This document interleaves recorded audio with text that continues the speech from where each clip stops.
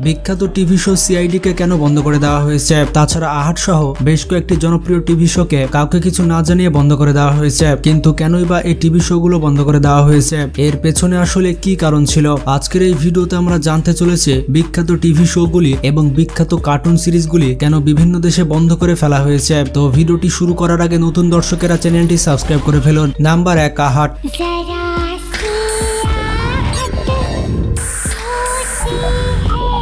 আমাদের মধ্যে অনেকে আহাট দেখেছে এবং এটি অত্যন্ত জনপ্রিয় টিভি শো ছিল। এই আহাটের ভূতের দৃশ্যগুলো এখনো সবার মনে আছে। এই টিভি শো শুরু হয়েছিল 1995 সালে এবং 2015 সালে এটি বন্ধ করে দেওয়া হয়। এটি সনি টিভির সব থেকে হরর শো ছিল। এই টিভি শোতে অলৌকিক ঘটনা দেখানো হতো, কিন্তু অডিয়েন্সকে ভয় কি এটা অনুভব করানোর জন্য তাদের একটি সত্যিকারের ভয়ের জায়গা খুঁজে বের করার দরকার ছিল। তারা নিখোঁজ গ্রামে সিজন 5 এর শুটে গিয়েছিল। আসলে এগুলো শুট করার জন্য একটু নির্জন এলাকা বা একটু ভয়ানক পরিবেশের প্রয়োজন হয়, যাতে শুটিং এর দৃশ্যগুলি রিয়াল মনে হয়। তো সেই গ্রামে একটি 11 বছরের বাচ্চার শুটিং হচ্ছিল। সে তার আশেপাশে একটি অজানা মানুষের শ্যাডো দেখতে পায়। সম্ভবত এই শ্যাডোই ওমের চাকর ও কেয়ারটেকারকে মেরে ফেলেছিল। এটা কিন্তু শুটিং এর গল্প ছিল, কিন্তু এক রাতের প্যাকআপের পর সেই টিমের একজন আজব আওয়াজ ও অন্ধকারে ঘোরা একটি শ্যাডোকে দেখতে পেয়েছিল। হতে পারে এটা তার সাথে প্র্যাঙ্ক হয়েছে, কিন্তু সেই গ্রামের মানুষদের কথা অনুযায়ী এই জায়গাটি সত্যিকারের ভৌতিক ছিল। কিন্তু আফসোস, শুটিং শেষ হতে না হতেই পরিচালক সুইসাইড করে ফেলে। আর এটার কারণ কোনো ভূত প্রেত কিংবা হরর সিন নয়, বরং তিনি শোয়ের টিআরপির কারণে আত্মহত্যা করেছিলেন। কারণ শোয়ের প্রথম 2 সিজন টিআরপি ঠিক থাকলেও এরপর টিআরপি ক্রমাগত নামতে থাকে, আর এই কারণে এই শোটিকে বন্ধ করে দেওয়া হয়। তো কারা কারা আহাট দেখতেন কমেন্ট করে জানান।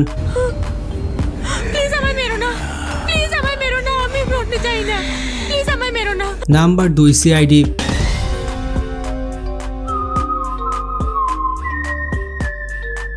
চালাক চতুর এসিপি প্রতিমান এই রহস্যটা বুঝতেই পারলেন না যে তার শোয়ের সাথে এমন কি ঘটেছিল যে এটাকে বন্ধ করতে হয়েছিল।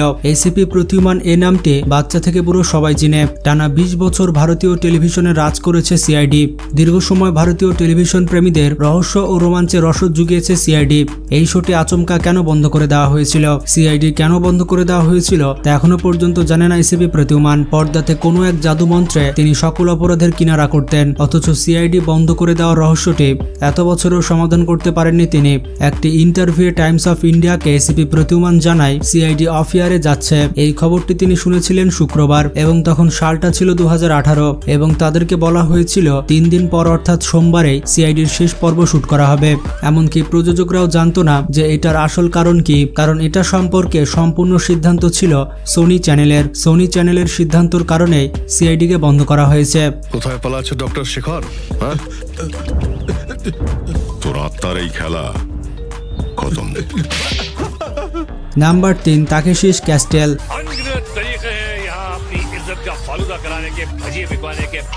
2015 সাল থেকে পোগো চ্যানেলে এডিট হওয়া এই শো জাপানিজদের এমন একটা শো যেটিকে মিলিটারি ট্রেনিং এর সামঞ্জস্য ধরা হয়েছিল। যেমনটা আপনারা শুনে থাকবেন, ভারতে এই শোটিকে ভয়েস ওভার করেছিল জাভেদ জাফরি। আর জাভেদের ফানি কমেন্টারি ও জোকসের কারণে ভারতে এই শোটি অনেক জনপ্রিয়তা অর্জন করে।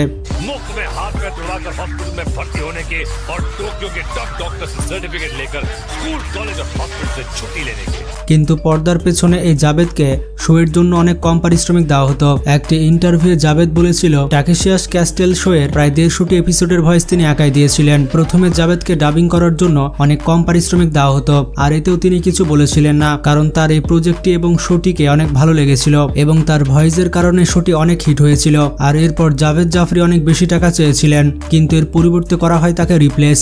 তার পরিবর্তে অন্য ভয়েস আর্টিস্টকে তার জায়গায় নিয়ে আসা হয়, কিন্তু তার ফানি কমেন্টারি বা জোকস জাভেদ বরাবর ছিল না। আর এরপর চ্যানেল আবারও জাভেদকে নিয়ে আসে। এই শোটি জাপান এবং ভারত ছাড়াও America, Vietnam, Indonesia, Iraq, Iran এবং আরো 25টি দেশে পাবলিশ করা হয়েছিল।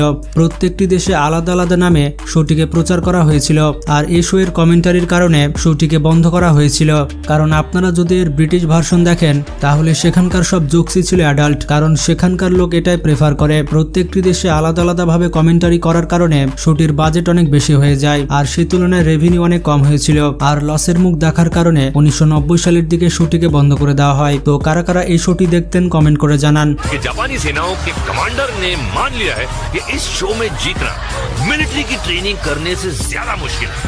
নাম্বার 4 পপয়। বিভিন্ন দেশে শুধুমাত্র টিভি শোকে বন্ধ করা হয়নি, বিখ্যাত কিছু কার্টুন সিরিজ ছিল যেগুলোকে বিভিন্ন দেশে বন্ধ করে দেওয়া হয়েছিল আর এগুলোর মধ্যে পপয় একটি। এই কার্টুনটি তার সময় অনেক জনপ্রিয় কার্টুন ছিল এবং এই কার্টুনটি বাচ্চারা প্রচুর পরিমাণে দেখত।